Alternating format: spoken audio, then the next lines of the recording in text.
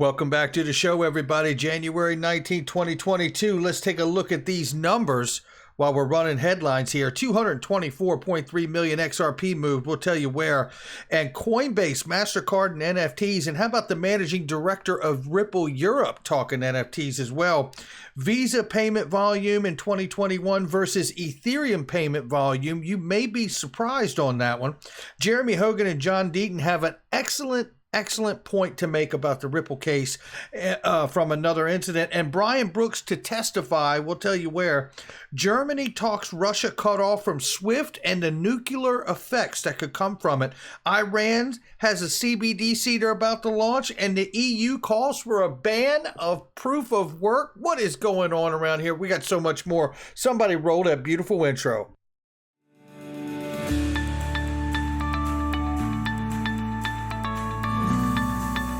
Digital Perspectives with Brad Kimes. Come on in.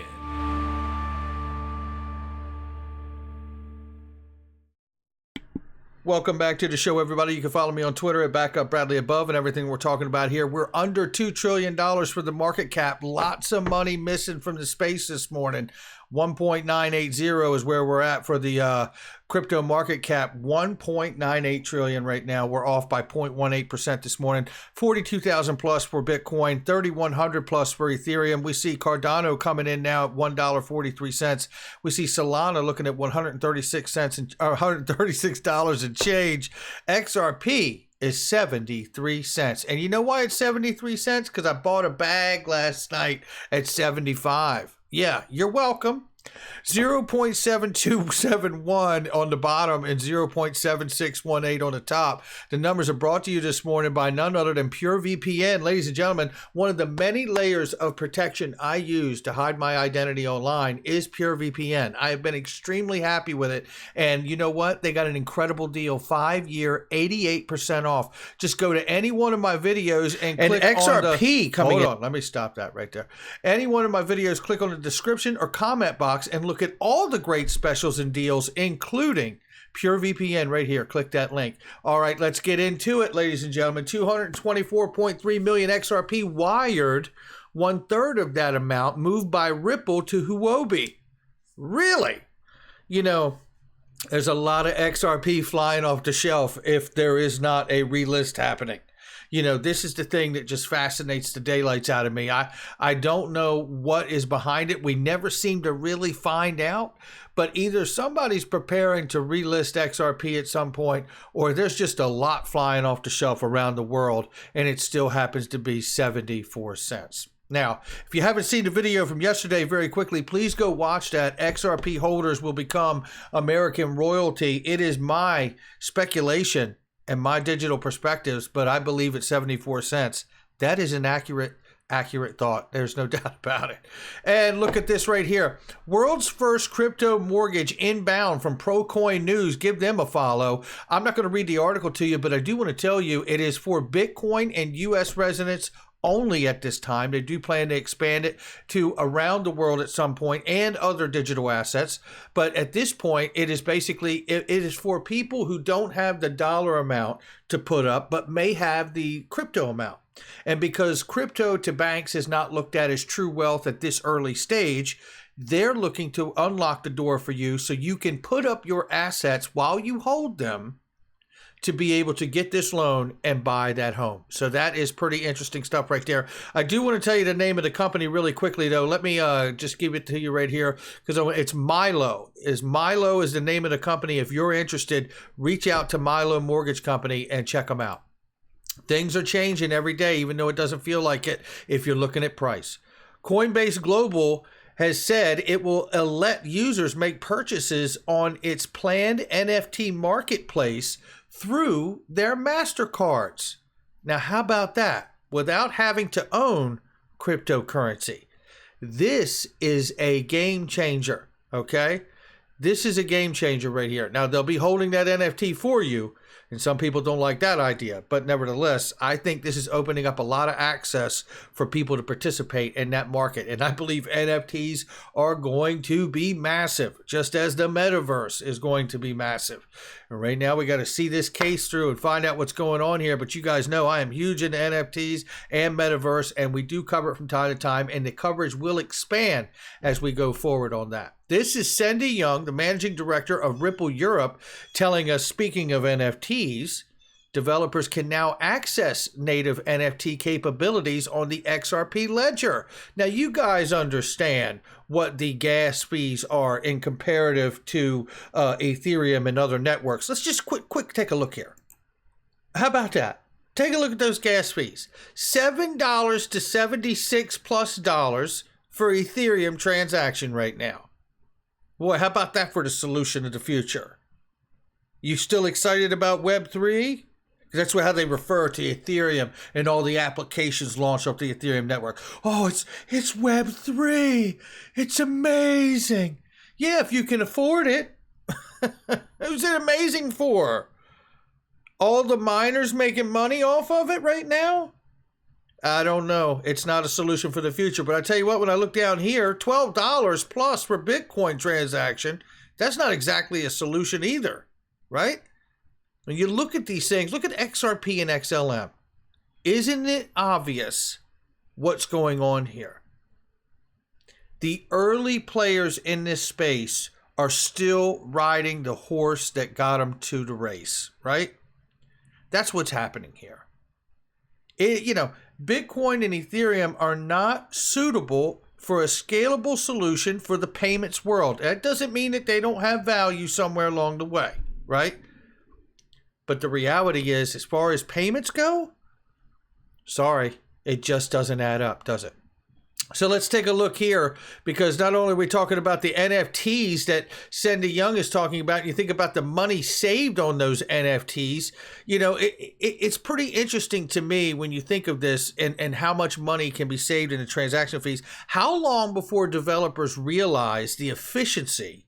Software developer kits already provided for you, right? The low transaction fees, the scalability, the security of the network.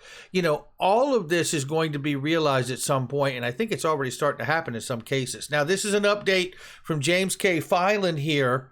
The attorney Robin A. Linsenmeyer has withdrawn as one of the attorneys representing Chris Larson because she is leaving the employ of Paul Weiss. So this is just her leaving and how they make that comment. It's okay. It's just somebody going to a new gig or choosing not to work there anymore, right? So that's what's happening there, but there's your update. Thank you, as always, to James K. Filan. So look here, we see, this speaks to it too, right here. Crypto Knowledge nails it. Would you pay $50 or $100 to send an email and or wait half a day for it to be sent? No, you wouldn't. So why do so many of you in crypto think this is fine when transferring value over the internet with the likes of Bitcoin or Ethereum? I'll wait, and I'll wait with him, because he's exactly right. And that's the point we're talking about here. And here's even more to the point. Blockworks says in 2021, Visa moved $10.4 trillion in payments volume. Ethereum moved $11.6 trillion in payment volume. Here's what's interesting. And I bet you Visa moved those payments for a lot less than Ethereum did. Web3 costs too much. The gas fees out of control. When you think of this, I would really like to know this number inside of this comment here.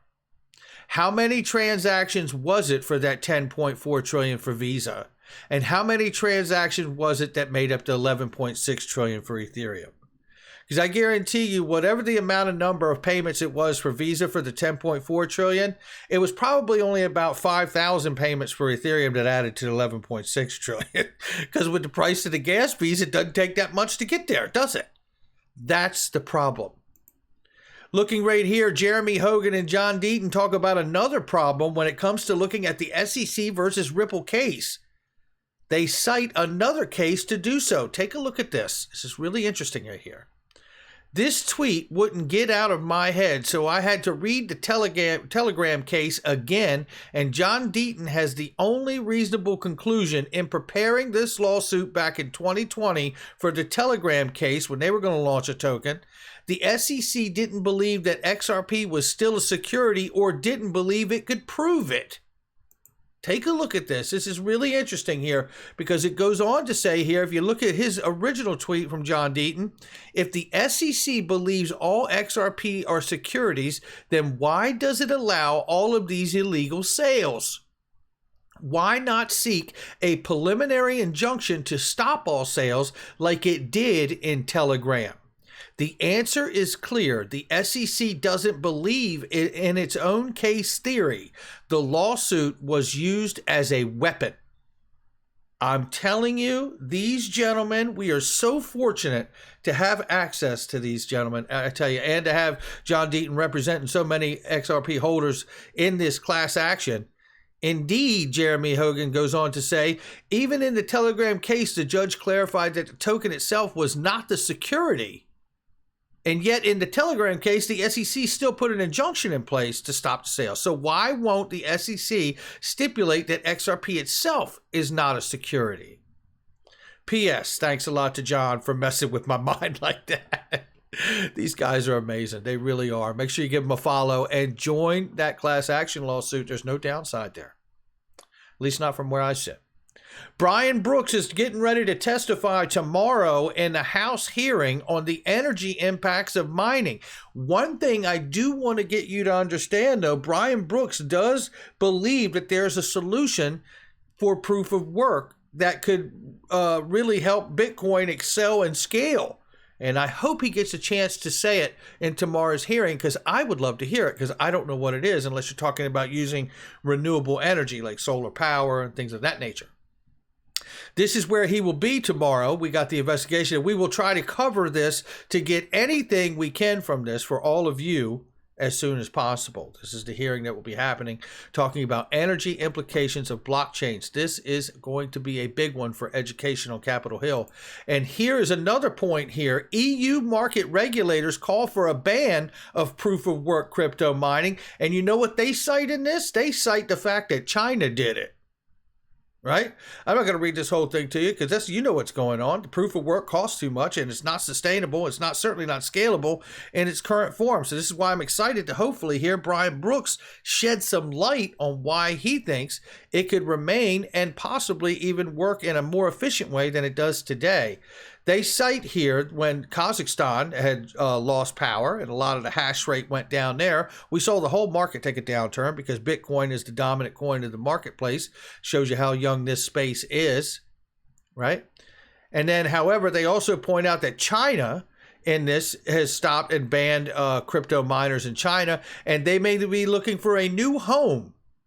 And they don't want everybody coming to the EU and causing an energy problem. Meanwhile, Iran is about to launch a CBDC pilot in the near future here. This is interesting, and it's going to be through the Linux Foundation. It is a blockchain framework implementation and one of the Hyperledger Company projects hosted by Linux Foundation. So we'll keep an eye on that, but this is coming much quicker than all of us even think. I really do believe so. And then we want to remind you, if you think nothing's happening in the United States, remember, this is a reminder. We covered this a week ago. Founding members of the USDF consortium include New York Community Bank, First Bank, and Sterling Bank, and a couple others. And it's just a reminder that they're working with the FDIC. And one of the points of this is not only to see how efficiently it works, but the FDIC is considering whether stablecoin reserves should qualify for its pass-through insurance, which would cover token holders up to $250,000 if the bank holding the collateral were to fail. So in other words, just like you see it when you go into your banks, you know, your account is covered up to $250,000 by FDIC. This is the same thing, but because this is a new product, they have to evaluate this and say, hey, are we going to back this and say, hey, this is covered just like if you had $250,000 worth of cash in your account and we will insure you for it? That moment is coming. I really do believe it. And when it is, there's going to be a lot of confidence brought to this market to hold a stable coin for everyday use for consumers that are not just crypto speculators. And then you're going to see people get very comfortable about being able to quickly move to the next point, which is to buy and hold some crypto. Germany says disconnecting Russia from SWIFT payment system will have nuclear bomb effects on world markets. Really? Do tell, Germany. SWIFT has to go digital. Connection with fintech companies like Ripple is key now. And it's really true from Jack the Rippler here.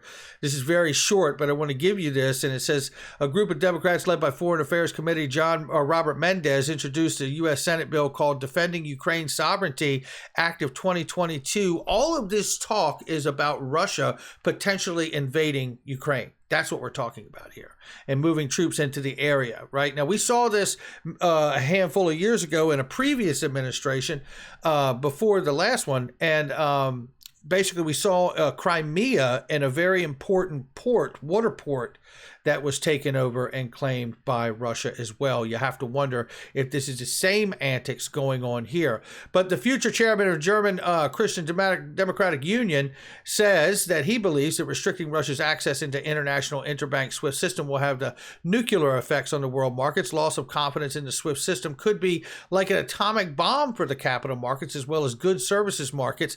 Now, this is all because they understand that they have a relationship of importing and exporting with Russia.